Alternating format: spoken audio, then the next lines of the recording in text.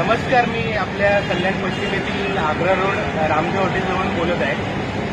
हा या परिसरातील राहणारा अभिजित सदाशिव गोंडेकर हा दिनांक 22 तारखेला या परिसरातून आपल्या घरी चालला होता.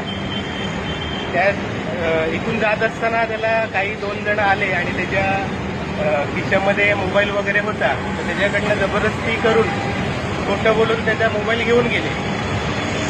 सदर मुलगा त्याला रात्रीच्या वेळी बरंचसं दिसतच नाही, तरी देखील तो आपल्या या काठीने आपल्या मार्ग काढत आपल्या घरी जात असतो.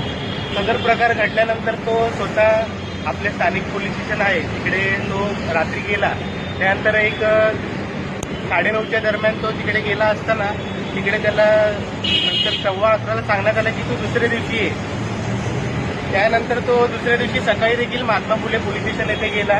त्यानंतर त्याच्याकडनं एक मोबाईल गहाळ झाल्याची तक्रार त्याच्याकडनं तसा एक फॉर्म भरून घेण्यात आला आणि त्याला सांगितलं की तू घरी जा, तुझा मोबाईल आम्ही ट्रेस करून तुला परत मिळवून देऊ.